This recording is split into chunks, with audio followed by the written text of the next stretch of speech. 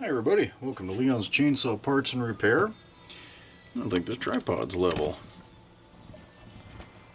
Maybe it is. Whatever. Happy Saturday morning. Looking at the Super XL, this is from TW. Thomas, I believe. Doesn't matter. He sent this to me with a list of things that it needs. Crankshaft seals apparently are shot, and he was concerned the bearings were shot too. Now,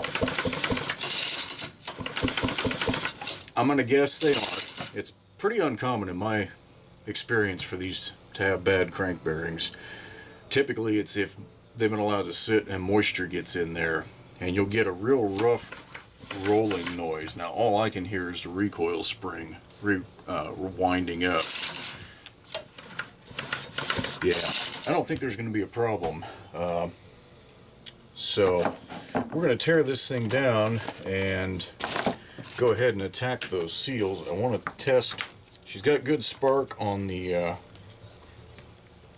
spark plug, but I want to test it using my happy tester here. Oh yeah, this is a 1979 model. Let's see. Probably around September, maybe October of 79. So I don't think it has electronic ignition yet. If it does, it's one of the very first. But anyway, it's got good spark. So we need to start by cleaning this thing up. Now, TW did something beautiful. He gave me tags. Address, phone number.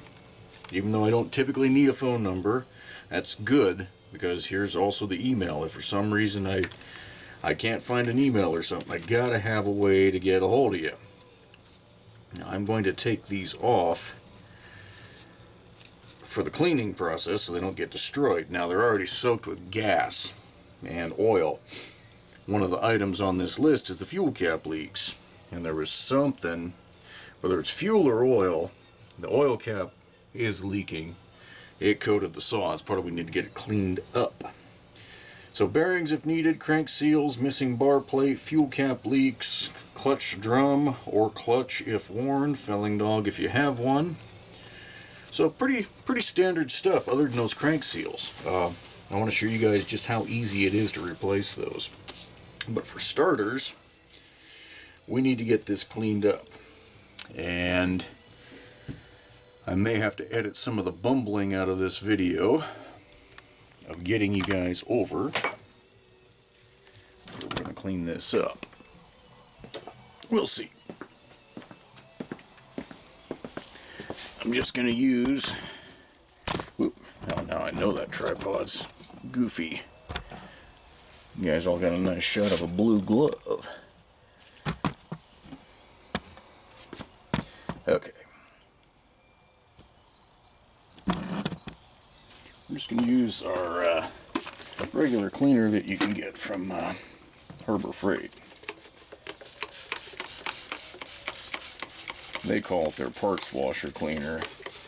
In reality, I find a 50-50 water cleaner mix cuts through most of the real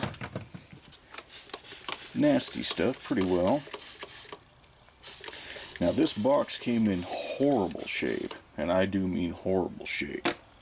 I didn't think there was any damage, but I do see an indentation down here, and so if that was not dinged up before you sent it, it sure is now. Like I say, there wasn't enough left of this box to even save it. All I did is cut the address label off and hold on to that. One thing before you start cleaning up one of your saws, you do want to make sure that you've got a spark plug in there so you don't fill your engine up with water.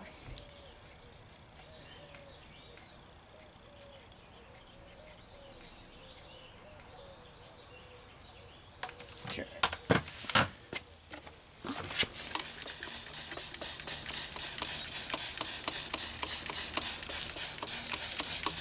Alright. Alright, we'll let that soak a little bit, and then hot water. That's all it takes. If you have a point saw, odds are good you're going to have to pull the points box apart and dry it out doing it this way, but this method won't destroy paint. Now, hot water will take paint off. If you blast at these chipped areas hard, you'll take more paint off. That's why just keep it light. Keep it as light as you need in order to get the grease and oil off. So we'll let that soak, and we'll come back in a minute. Okay, here we are. Not perfectly clean. I wasn't aiming for that. I just wanted the oily, greasy mass off. So if you're prissy about your workbench getting wet, you're going to have to let these things sit outside and dry off a little bit. I just keep a nice stash of those paper bags on hand. Not to mention, this is a laminate top. I could care less if it gets wet. Okay, we will start with the flywheel side. For no particular reason other than, in my experience, that one is the one that's going to leak the most. Now we're going to do them both. This is an electronic coil. Check it out. Okay. Well, that means when I get this flywheel off, I can hose this off underneath and get all the grease really out of the way. That's good. Anyway, the flywheel side, in my experience, is the one that leaks. Now, the best theory I've heard, and I happen to agree with it, it's one I thought myself, is that, hey, there's no oil on this side to speak of. You know, on the clutch side, you've got your automatic oiler. There's always oily sawdust, junk like that. Maybe it keeps it lubricated. Again, I don't know one way or the other whether that's the reason or not, but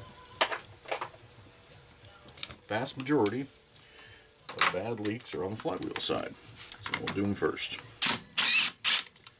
I could take the time to pressure test the crankcase, but the time that it would take me to get all that blocked off and do that test, I could just go ahead and replace these seals. And since TW has already done some of his own diagnosis and came to the conclusion that the seals were bad, and I totally agree with his assessment, if I pressure test it and they turn up bad, I could have just replaced them. If I pressure test it and they turn up good, there's still a 40-year-old seal, and who's to say that I don't send this back to him and he runs it for 2 days and there is a problem. We're just not going to go down that road.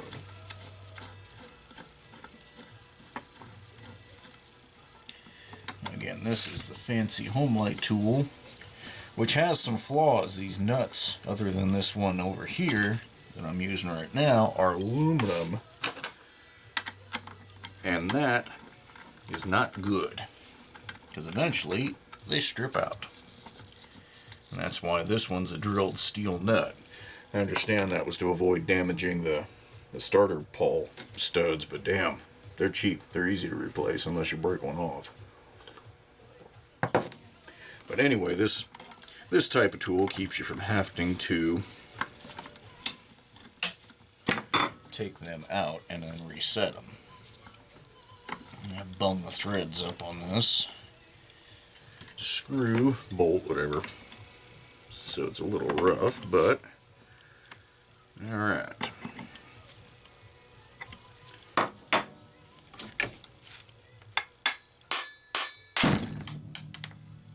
And there goes the lock washer. Oh. And that little love tap.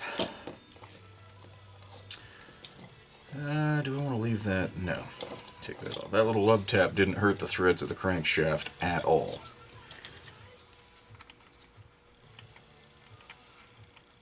See? These screws are designed to do that. You don't want to just pound away and wail on it, because then you can mushroom the end of the crankshaft. But lots of these old flywheels need that love tap, and by doing it that way, you're not striking the flywheel and you risk screwing up the magnets. Alright, so now we can see there's that crank seal right there. Now, there's next to nothing there. That bearing is fine. So we're just going to get that seal out of there and replace it. Now there's all kinds of fancy tools out there. Good old-fashioned flat blade screwdriver works for me just fine. So what I'm going to do is work it in here, start peeling an edge of that old seal. And if it doesn't come out with this little guy, now that I've got it started, we'll upsize. And there she is. And before somebody can ask, gee, aren't you damaging the crankshaft? No. Number one, I'm not prying against the crankshaft. And two, you'd have to strike pretty hard. This is softer than the crank. But still, don't do anything stupid. Don't sit there with a cold chisel and just wail on it. And you also want to avoid dinging up the castings here, because that will scratch. Alright, the flywheel side, the 12282 is still an easy seal to find. The SKF interchange, oh god, I can't remember. What is the SKF interchange? Do I have any out here? I don't. Wish I could remember that. Anyway, you go to their website and you put the 12282 Homelite part number in there and it'll tell you the interchange. The flywheel side is a little, or excuse me, the clutch side is a little tougher. That's a more oddball size. There's a, I'm going to mispronounce the name of the company, I think it's Dycomatic seal, that you do a little search on House of Homelite, you'll find lots of information there, guys that have used them. And somebody has converted a metric seal. I believe he goes by Fossil. I think it was him on House of Homelite. That will also work. And by metric I just mean that it's the seal size in millimeters instead of in inches. Alright, so let's get that tapped into place. These can be a pain in the butt to get them to drive straight.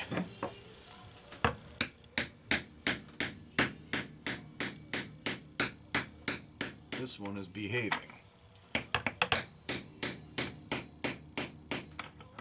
Alright, you don't want to go too deep.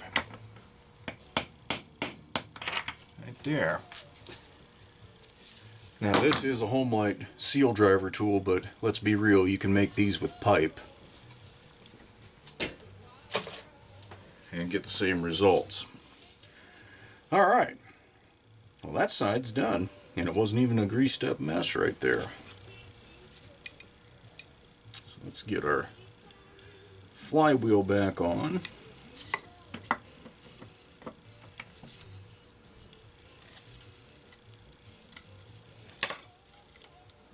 Yep.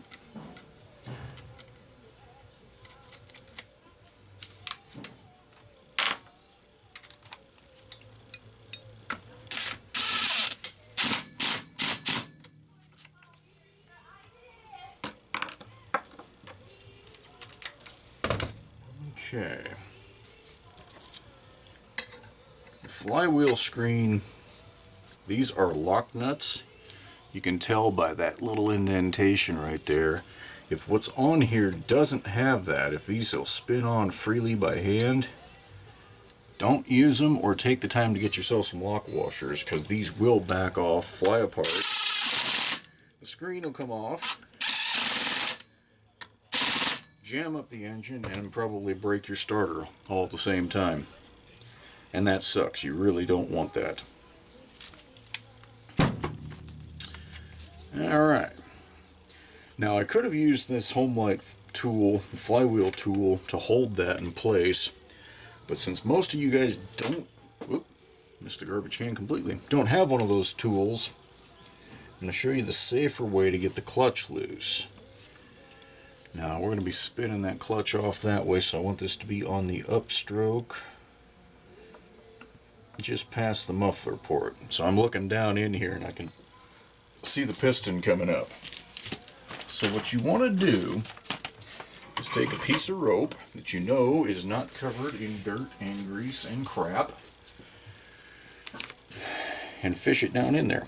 But you want it past the muffler port, so, you know, a little over halfway up the stroke, so that you don't end up pushing rope out there and jamming it between the piston and creating a, you know, basically a seized up situation. You could, in theory, break the aluminum casting on the either the piston or this muffler port. If nothing else, you'll have a hell of a time getting it back out. And to quote one of the local DJs around here, you just don't need that kind of aggravation. So take your time and get some rope in here. Now, I'm using a pair of narrow needle nose pliers, trying to be careful not to rub on the spark plug threads too much, because any little bit of damage is not good for them. Alright, that ought to be about enough. We'll test that theory. Alright. Yeah. You can see the spark plug hole. Maybe you can. Let's push that rope right up to the top of the cylinder. So that's a good bind, basically. Alright, let's get our drive case cover out of the way.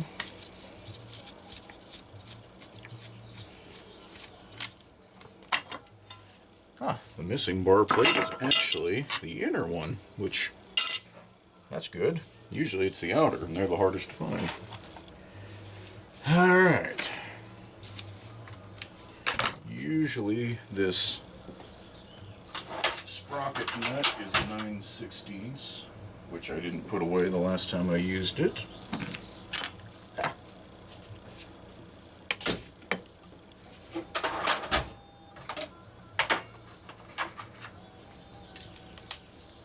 And this is a standard thread, so we'll back it off counterclockwise. It's not until you get underneath. Okay, that sprocket's not totally worn out, but I think we talked about going to a rim drive on this, which I do highly recommend. Okay. So here's where, even if you don't have the Homelite tool, you got to get something similar to it. And there's a gentleman out of Marysville, Washington on eBay, custom chainsaw parts. He sells reproduction clutch spanners. Yeah, you can make your own. I don't have that kind of time. So it's a tool like that. And those pins fit right in the side of the clutch here. So I'm going to find my breaker bar and a 7/8 socket, and we'll get this thing loose. I used to use a rattle gun on these. You can end up breaking the pins off your tool, and that sucks. So I try not to do that anymore. Come on, baby. Oh, I tensioned it the wrong direction the last time. Cute. Okay, we'll see how tight she is. Ha, not bad at all. I've had these where I've had to lean into them pretty hard. All things considered, that was a piece of cake. Now, let me just alleviate any concerns about this clutch right now. That is in beautiful shape. One that's heavily worn. I've got a sample up here. Give me a second, I'll dig it down. That was just plain broken. This one's missing a spring, but that's okay. Alright, so you see how this one, the shoes are all the way out tight to that outer, the clutch plate. Just looks good. Then look at this one. Not the rust, But that big ridge right there, that's the leading edge. And look at how much has worn away. That shoe is probably garbage right there. I wouldn't run it. That clutch, that looks damn near as good as it did when it was brand new. So, things are looking up today. But since I believe in Murphy's Law, I'm not going to start bragging too terrible much. Alright, so you want to get your clutch plate out of the way. And we're going to clean up that oil pump when it comes out. The worm gear is probably, no, it's going to come out. Sometimes they're stuck on there enough, you got to loosen the pump up, pull it all out as an assembly. This one was pretty easy. Now you can't see the screws super well because of the junk under here right now. There's 3 of them. Those 3 right there. And get them loose. Now these, you may have to put a little force on them, but you got to be careful. They're small. I think these are an 8. No, they're a 10. I think they're a 1032. Pretty small screw. So it's kind of one of those things where, yeah, you got to get them loose, but don't just reef into it. Get some pressure on it, and you'll see the head start to move, and then just kind of steady pressure instead of hard twists.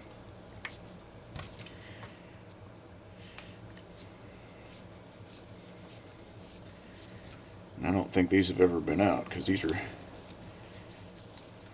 resistant all the way.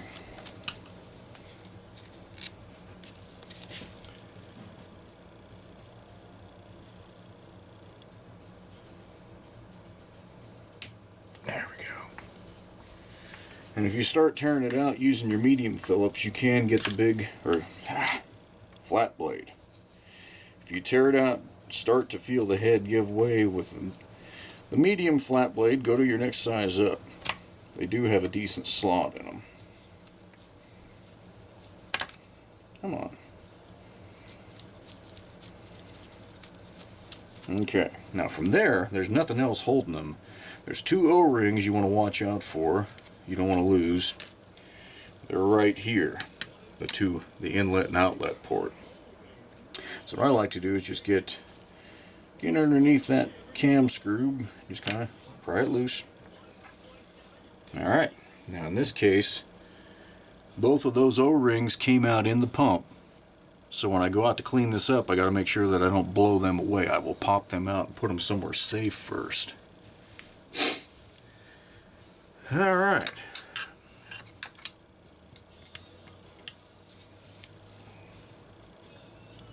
Get any loose junk out of here.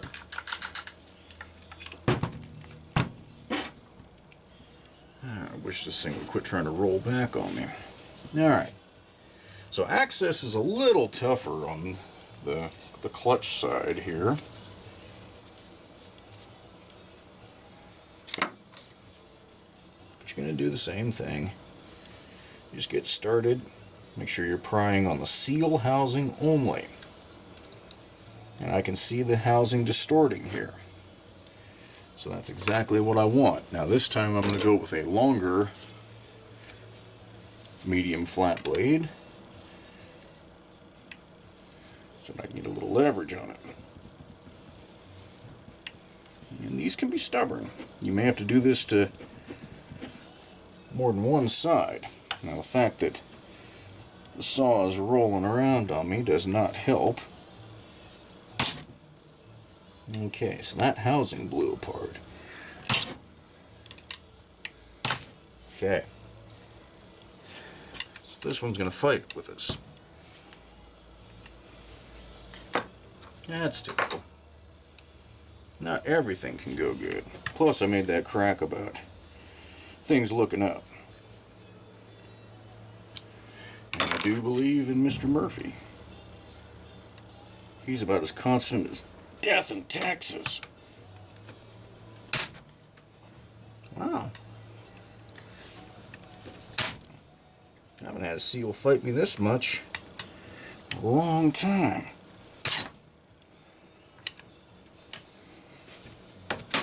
keep this up, there we go. Say if we keep this up, there's going to be some swear words to edit out of this video as well. Alright. Now that this all belonged to hell, it's not as easy to see, but there is wear on that seal edge. But that's tight. I mean, you can't hardly hear anything. I mean, most of what I can hear is the kind of the rotational.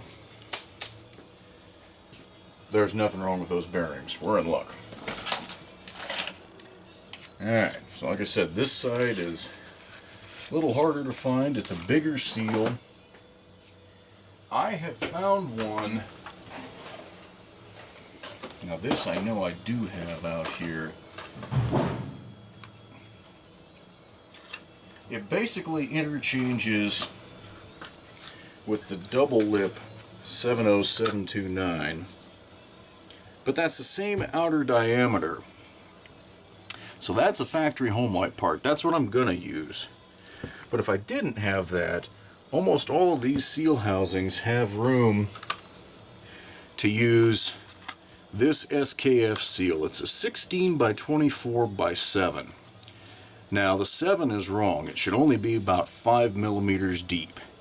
And you can see that it's just a little bit too deep there. So there's some places you could not use that seal. Now how I made that mistake when I was ordering, I don't know. But if you were to get a 16 by 24 by 5, that would pass on this crank side.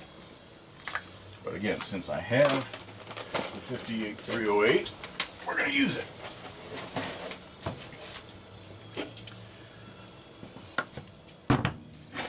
We're going to install it the same way.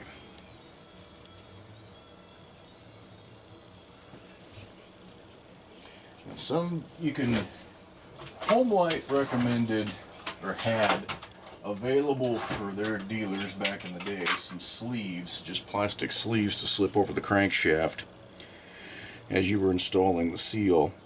I'm just using my dental tool here and carefully making sure that I'm not actually attacking the lip. I'm going to work it down. There we go. If you don't get it started like that, odds are good you're going to roll the garter spring out, which then defeats the whole purpose of your seal.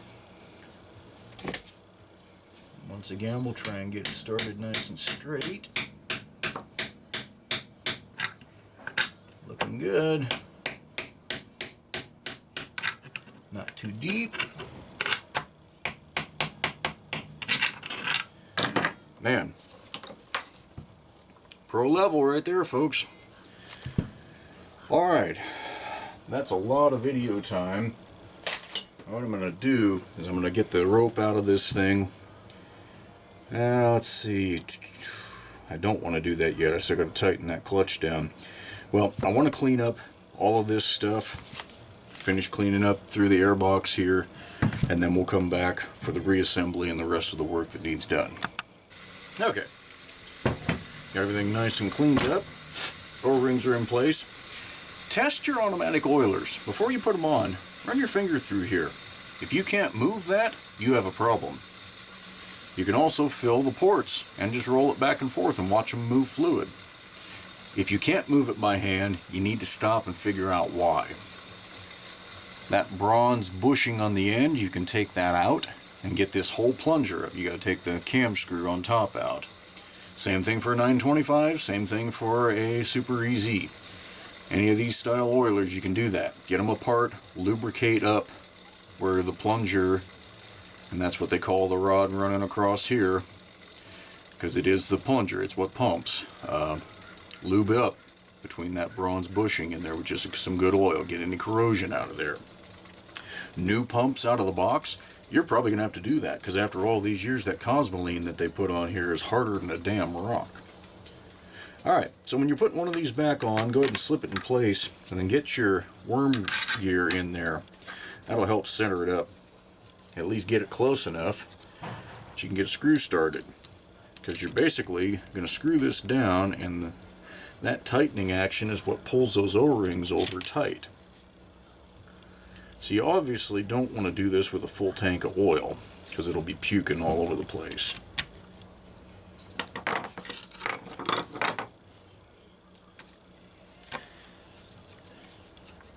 I was tempted to try and use the chainsaw vise here to make this a little bit easier, but I think getting the angles on the camera would have been a little more difficult. So I skipped that this time.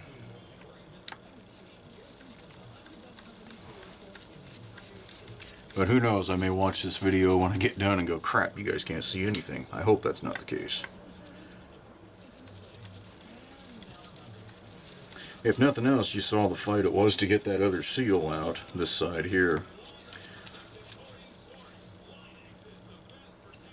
And I'm not aware of a pick type tool that's strong enough to deal with what we just dealt with. And I'll be damned if I'm going to tear one of these things all the way down, crankshaft out to replace that seal. That would be an absolute last resort. Alright, so make sure that you're not putting moisture back into your clutch or your sprocket. Now this thing, that looks so nice. That's amazing to me. So these go on counterclockwise. And get the rope reset there good and tight. Give this some tension.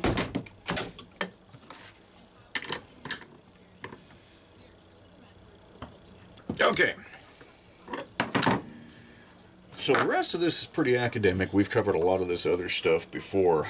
I'm going to go ahead and finish up whatever I need to do, get it put back together, and we'll come back for a test run. But that is how you replace crankshaft seals on a Super XL, and the process is going to be the same for a great many Homelite saws. Follow that right there, you'll do alright.